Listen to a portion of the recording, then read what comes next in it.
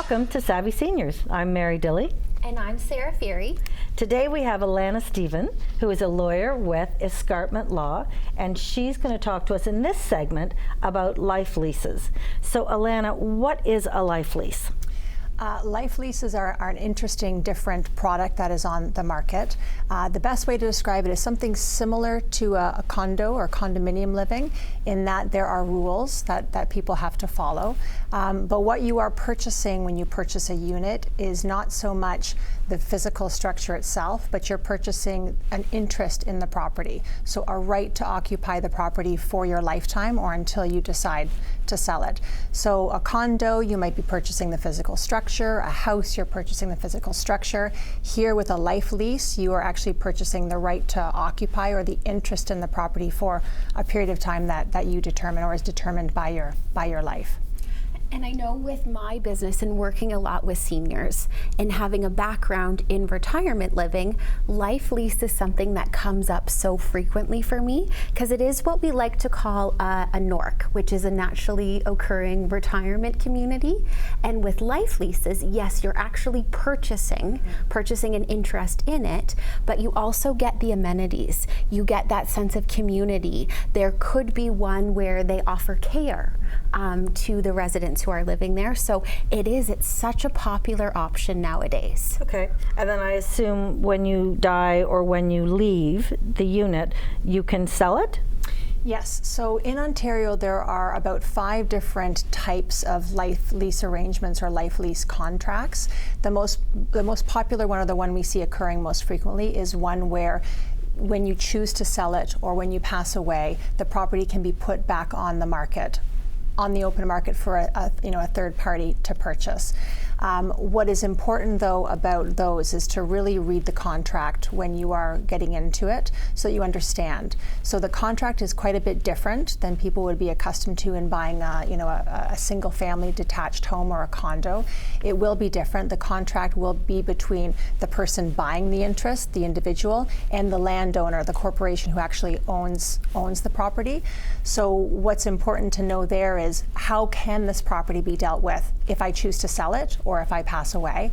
Will it be on the open market? Will it be the value that I set? Another very important thing that are often in these contracts are rules. So there are going to be certain rules that the individual will be expected to follow so that everyone lives nicely in the unit, right. Similar to condominium living. And also what is important is there'll be board approval as well. Okay, so those are important things to think about when moving in. The last important thing, well, maybe not the last, but another thing when we review the contracts is sometimes the landowner or the corporation that owns these properties will want the first right of refusal. Okay, so if you decide to sell the property, they may have a waiting list. They may want to sell it to someone on their waiting list for market value, but they want that first kick at the can, okay, to try and move people through who are on their waiting list. So some of those things are important. So what we like to see is when people are working with a real estate agent and looking at a life lease property, of course the physical structure and do you like the rules and do you want to live there are important, but really before it's firm, take the opportunity to sit down with your lawyer and go through the terms of the contract. All the places that I have dealt with encourage people to do that. So there's no cloak and dagger, nothing funny going on. They encourage clients to sit down and go through the contract with their lawyer, and that's an important step to take. Do I assume that you have to be approved? I mean, if you can get approved at the bank, anybody can buy a house. But do I assume that you have to be approved personally by the board? You do, and they will have criteria. So it's typically 55 and older, so that's sort of the main hurdle to get over. If you're going to be having someone live with you, does that person also meet the criteria? Is it a spouse? Is it a younger child, for example? So you do have to be approved to a great extent. Okay, because it's much less expensive to buy a life lease than to buy a home. Today in Halton, Yes, looking at life lease condos as opposed to a condo building. We do tend to see the life lease condos as a more affordable option for individuals. And I know too, one of what we spoke about is looking at the statement of adjustments when it comes time to close on a life lease and how that could differ from when you're closing on a condo or a freehold. And Alana, can you explain a little bit about the difference? Well, the big thing might be land transfer tax. Okay, so when you buy a condo or you buy a single family detached home, there is land transfer tax. Whether or not there is land transfer tax on a life lease depends on the actual corporate structure of the landowner, the corporation you're buying from.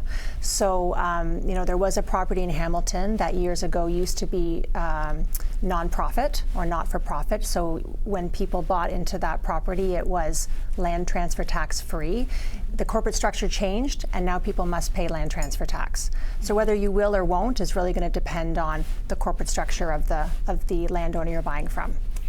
And knowing too that you're purchasing the interest in the property, what would have to happen to terminate this agreement, or are you just able to sell it at any time if you wish? So usually there's only two ways that people want to leave. One would be they decide this is not working for them and they want to sell, and the second would be upon their death. Okay, so at that point it would be left to the individual, the deceased person's estate, perhaps their children, to deal with selling the property on the market.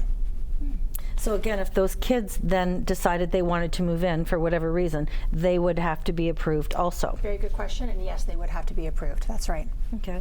What about first-time home buyer with the land transfer tax? Does that apply to life so leases? if someone has made it all the way through life and now they're meeting the criteria of the age and moving into a life lease and they have not owned property anywhere in the world, then the land transfer tax, if applicable, based on the corporate structure of the life lease, they would get the rebate.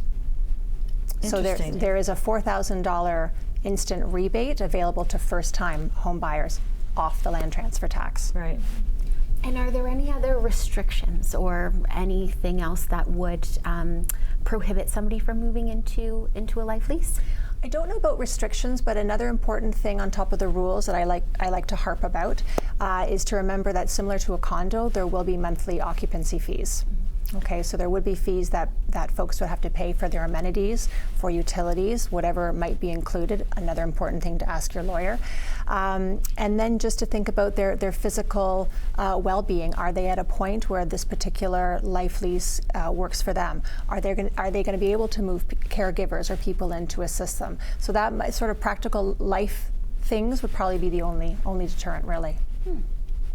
That's great. Yeah. So are life leases just in retirement homes, or are they also other areas? I'm not quite sure. Well, I think strictly speaking, retirement homes are something different, where it's more you're paying on a monthly basis and you own nothing. We have a couple of buildings in Halton where they have life lease, but it's also in a retirement setting. So you can move in, but you also own your own unit, but you also have some amenities, the nursing, the pool, whatever. That's right. Right, and that is primarily in all life leases.